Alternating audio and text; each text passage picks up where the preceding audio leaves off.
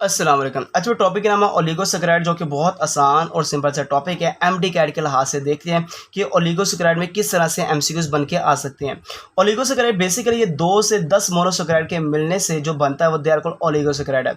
अगर 2 मोनोसैकेराइड होंगे ओलिगोसैकेराइड, अगर 3 मोनोसैकेराइड होंगे ओलिगोसैकेराइड, अगर 4 होंगे, 5 होंगे, 6 होंगे, जब भी मोनोसैकेराइड मिलेंगे तो क्या बन जाएगा? ओलिगोसैकेराइड। पर तादाद है 2 से लेके 10 तक मोनोसैकेराइड अगर मिलेंगे दे आर कॉल्ड ओलिगोसैकेराइड है। जैसे 2 का मतलब डाइसैकेराइड, 3 का मतलब ट्राइसैकेराइड और 4 का मतलब टेट्रासैकेराइड है। ये सारे जिस ग्रुप के अंदर आते हैं दे आर कॉल्ड ओलिगोसैकेराइड है। सबसे जो इंपॉर्टेंट ओलिगोसैकेराइड है उसका नाम है डाइसैकेराइड, जो कि काफ़ी कम स्वीट होता है, लेस सोल्यूबल है पानी के लिहाज से, और ये 2 मोनोसैकेराइड से मिलकर बनता है, दे आर कॉल्ड डाइसैकेराइड है। मैं अगर कहता हूँ ये 2 मोनोसैकेराइड आपस में मिलते हैं तो कौन सा रिएक्शन है? आप इसको केमिकल रिएक्शन जो आपको नजर आता है 2 मोनोसैकेराइड के आपस में मिलने से, दे आर कॉल्ड कंडेंसेशन है। 2 मोनोसैकेराइड आपस में मिलेंगे, कंडेंसेशन से डाइसैकेराइड बनेगा, और डाइसैकेराइड जब 2 अगेन मोनोसैकेराइड में कन्वर्ट होगा तो वो हाइड्रोलाइसिस का रिएक्शन होगा। चलिए डिटेल में देखते हैं। 2 ग्लूकोज के मिलने से माल्टोज बनता है, ग्लूकोज फ्रुक्टोज के मिलने से सुक्रोज बनता है, और ग्लूकोज और ग्लैक्टोज के मिलने से माल्टोज बनता है। इनमें से जो जनरल फार्मूला मैं इन सब का बता देता हूँ, वो C12 है, H22 है, और ऑक्सीजन क्या है? 11 है। ये कैरी आउट जो रिएक्शन होता है आप कहते हैं वो रिड्यूसिंग केमिकल रिएक्शन है, इसलिए ये सारी रिड्यूसिंग शुगर है। रिड्यूसिंग शुगर इसको क्यों कहते हैं? क्योंकि जो इनका एनोमेरिक कार्बन है वो फ्री होता है, और फ्री एनोमेरिक कार्बन जिस शुगर का होता है अब उसको रिड्यूसिंग शुगर का नाम देते हैं।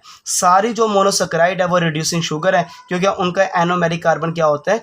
फ्री होता है।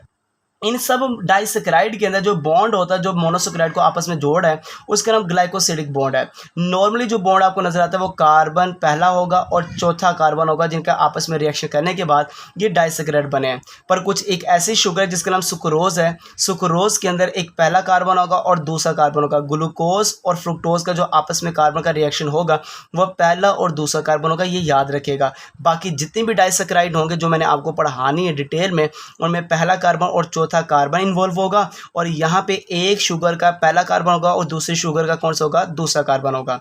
जैसे माल्टोज क्या है? ये आपको फ्रूट्स और डाइजेस्टिव ट्रैक्ट के अंदर नजर आती है हमारे। जैसे स्टार्च को तोड़ते हैं, जिसको तोड़ने वाला अमाइलेज है, स्टार्च को तोड़ेगा तो क्या निकलेगा? माल्टोज निकलेगा।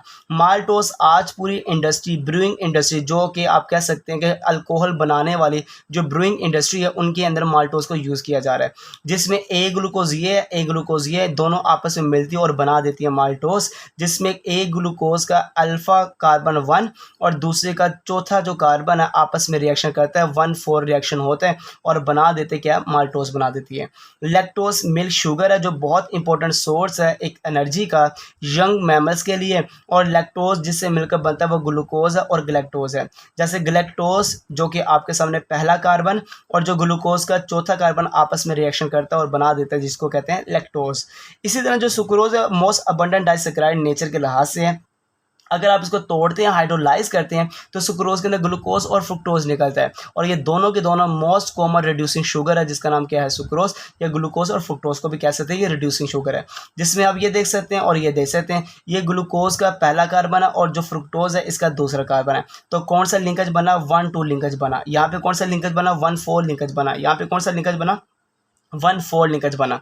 तो रिड्यूसिंग शुगर के लिहाज से पहले आपने याद रखना है, अगर फ्री एनोमेरिक कार्बन है वो रिड्यूसिंग शुगर है, और बाद में आपने इन सब लिंकेज को याद रखना है, ये लिंकेज कौन कौन सा किसके अंदर मौजूद होता है। हाँ, मैं आपको ये बता दूं, जितने भी सीरियल्स और बार्ले हैं जो आज अनाज आप यूज़ करते हैं, इसके ऊपर एक माल्टिंग का प्रोसेस होता है जिससे माल्ट बनता है। माल्ट मतलब माल्टोस वगैरह। तो ये माल्ट आज ब्रूइंग इंडस्ट्री के अंदर यूज़ हो रहा है, जो कि काफ़ी ज़्यादा शराब या मशरूबात के अंदर यूज़ होता है, जिसका नाम क्या बेटा? माल्ट है। तो ये सारा का सारा जो टॉपिक है डिटेल में मैंने जो आपको बताया, लिंकेज के लिहाज से, एनोमेरिक कार्बन के लिहाज से, और कौन सी शुगर में कौन कौन से मोनोसैकेराइड है, ये बहुत ज़्यादा इंपॉर्टेंट है एमडी कैट के लिहाज से। जज़ाकल्लाहुल खैर। पर मैं आपको ये बता दूं, अगर आप चाहते हैं कि इस तरह के आगे आपको लेक्चर जो कंटिन्यू मिलते रहें, तो आपके लाइक और कमेंट बताएंगे। अगर आपके लाइक और कमेंट में आपकी एंगेजमेंट होगी तो इसका मतलब ये है कि मैंने आगे फर्दर अपलोड करने हैं, और मैं अपलोड करता रहूँगा।